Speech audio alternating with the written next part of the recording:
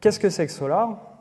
En fait, ce qu'il faut savoir, c'est qu'il y a plusieurs niveaux. Donc à la base, c'est Lucene, ce qui est à la base de tout, hein, qui est une librairie donc en Java. Au-dessus, j'ai Solar, qui est une serverisation en fait, de Lucene, qui est au même niveau que Elasticsearch, qui est aussi dérivé de Lucene. Et en surcouche encore par-dessus, avec une UI ou la gestion de la sécurité ou des connecteurs spécifiques. Donc je vais pouvoir avoir LucidWorks ou Datafari. Donc, en Solar, comment on fait pour accéder donc, aux données? En fait, la terminologie, c'est qu'on va mettre toutes les sources de données à l'intérieur d'un index. Donc, on va créer cet index à partir de toutes les données qu'on souhaite mettre à l'intérieur de celui-ci. Donc, voilà, c'est à quoi ça ressemble une fois qu'on présente un utilisateur, hein, parce que c'est très proche d'une UI donc à la Google, hein, qu'on connaît tous. C'est un utilisateur qui commence à écrire son texte et on va avoir des fonctionnalités standards comme une autocomplétion ou des facettes comme ici, là sur la gauche, et ensuite donc des documents scorés en fonction de ce qu'a cherché l'utilisateur. Donc on va juste passer vite sur les fonctionnalités principales, donc les facettes. Hein, je pense qu'on connaît tous, quand on cherche donc un appareil photo sur Amazon, on va avoir donc des catégories comme une marque, un type et ce genre de choses. Donc un spell checker, si un utilisateur n'est pas très doué en orthographe ou s'il fait une faute, ou, donc on lui met, enfin ce qu'on lui propose, donc une bonne orthographe. Un autocomplete, donc ça, bon, ce qu'on commence, c'est à taper quelques lettres et donc on a des suggestions par rapport à ce qu'on a commencé à taper. De la géolocalisation aussi, donc ici, là dans cet exemple, ce qu'on va chercher des événements culturels dans la ville de Marseille, donc ce qu'un utilisateur ici, ce qui cherche des concerts, et on va lui mettre graphiquement, donc sur une carte, tous les événements en fait proches de chez lui. Enfin, donc admettons qu'il vit sur Marseille. Aussi, donc en autre fonctionnalité, ce qu'on va avoir du highlighting, ça, ce qu'on l'a vu un peu, et du more like this en fait, qui va être une similarité textuelle. C'est une fois qu'on cherche et qu'on obtient donc un document, on va extraire une liste de termes intéressants et on va réeffectuer, en fait, c'est une query, donc une requête, et donc afficher les documents associés à celui-ci.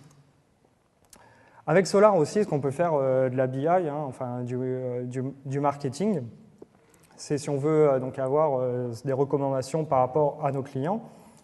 On va aussi avoir de l'analyse de log, donc comme c'est pour les DevOps, donc on va pouvoir mettre ces certains mots-clés, enfin c'est comme des warnings, c'est pour pouvoir les rechercher donc, dans Solar et être prévenu s'il y a ce genre de problème donc, sur notre cluster. Et enfin, donc une fonctionnalité de Solar, hein, ce qui est présente de base, c'est Solar Cloud, où en fait c'est une architecture flexible donc d'un cluster de serveurs Solar. Donc je vais juste faire une petite démo là, très rapide de Solar. Donc là normalement, enfin, vu que ce n'est pas mon PC, ce qu'on a fait, donc une petite démo là, très vite cet après-midi, enfin, c'est pas du fake. Hein. Donc là, ce qu'on va sur le site de Solar, donc on prend donc un tar GZ. Je ne sais pas si ça se voit à peu près bien. Ensuite, on fait donc un wget, hein, puisqu'on l'installe sur le serveur. Donc là, juste ce qu'on le décompresse. C'était mon collègue qui tapait, parce qu'il avait un peu de mal pour aller vite, hein, mais bon. Donc voilà, donc ici, ce qu'on le décompresse, ce qu'on n'a pas coupé le temps. Ensuite, ce qu'on va dans le dossier example de Solar. Et donc, on va juste faire un java jar, start jar, et ça va être magique. Solar va marcher directement out of the box. Et donc, on va se connecter normalement à la UI de Solar. Voilà, c'est un peu lent. Ici, sur ce serveur en particulier, c'est pour se lancer. OK, voilà, là, on cherche dans Chrome. On rentre l'URL du serveur, et là, voilà, donc on a un Solar fonctionnel, donc en moins de 30 secondes. Là, mon Solar marche très bien. Donc, je vais aussi indexer des documents, parce qu'ici, ce qu'on voit que mon index est vide. Donc là, c'est pareil, je vais aller dans Solar, dans Example Docs, et je vais indexer donc, des documents en XML directement pour que ça remplisse mon index Solar. Donc voilà, là c'est pareil, là je fais un java jar post jar, et là je vais indexer tous les documents en fait, qui sont présents dans la distrib de base, qui sont en XML. Et là, si on refait la query, ce qu'on voit qu'on trouve bien 32 documents, donc ça a bien marché. Donc voilà, enfin, c'était juste pour montrer que du Solar de base, ça marche directement, hein, ce qu'il n'y a pas de souci. Et donc je vais reprendre ma petite démo. Et voilà. Donc maintenant, enfin, le clou, si on veut, de la présentation, c'est comment en fait intégrer un Hadoop avec un Solar. Donc là, maintenant qu'on a vu ces deux technologies. Donc juste un petit rappel là des projets. Donc à la base de tout, hein, c'est Lucene. C'est aussi créé la part Hadoop Cutting. Donc ça a eu un sous-projet en fait Notch qui lui-même donc a donné naissance à Hadoop. Donc de Lucene, ce qu'on a aussi eu Solar et Elasticsearch. Donc à quoi va servir donc Hadoop avec Solar? Donc on va pouvoir s'en servir hein, pour plusieurs scénarios comme le text mining, donc l'extraction d'entités, création, analyse de graphes, de la reconnaissance de patterns, des moteurs de recommandation, par exemple, donc des ciblages de publicité ou aussi donc, de l'analyse soit de marché, soit là, par exemple de menaces. Donc on va s'en servir pour indexer tous les logs d'un serveur. Donc un exemple plus complet, enfin plus pratique puisqu'il est utilisé vraiment en production. Ici c'est par LinkedIn. Donc c'est les recommandations en fait de personnes. Donc là ce qu'ils vont utiliser Hadoop. Donc là c'est pareil. Enfin je ne vais pas trop entrer dans les détails. Enfin ce qu'il faut savoir qu'ils ont un file system propre à eux qui est Voldemort. Ce qui est en fait le vrai nom, hein, que je n'ai pas inventé. Donc Hadoop va prendre ces données, donc il va faire le calcul des recommandations et il va le réinjecter dans Voldemort.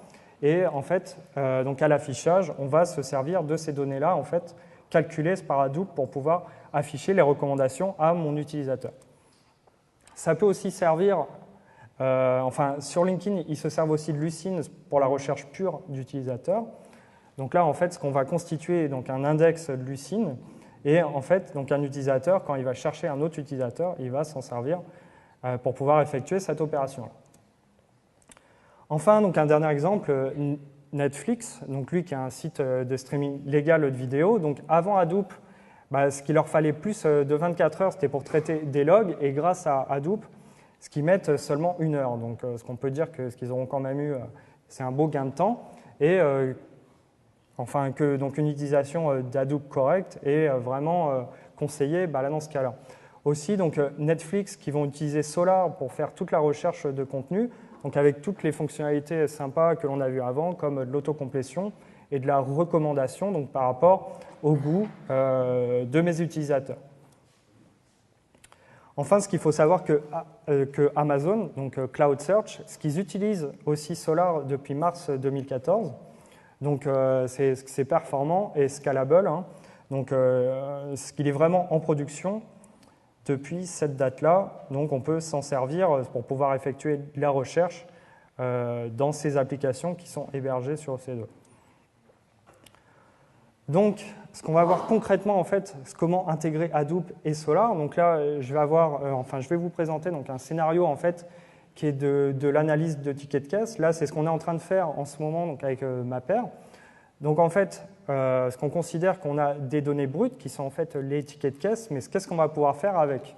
Donc, on va analyser ça, donc faire du traitement dessus et ensuite permettre de rechercher à l'intérieur de cet index. Donc, pour cela, on va utiliser Hadoop conjointement avec cela.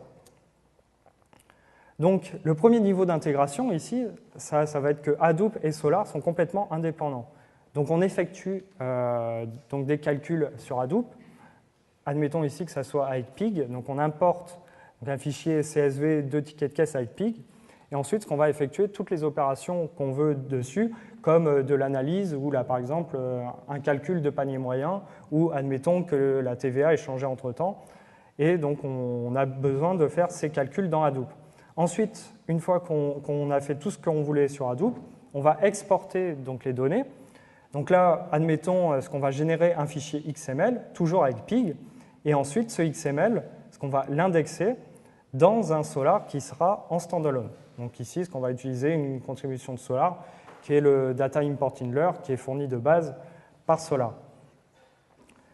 Donc un index Solar, enfin là je rappelle, ça ressemble à ça. Hein. Donc on lui met donc en input en fait nos documents Et en fait, Solar, il va les stocker sous la forme d'un index inversé.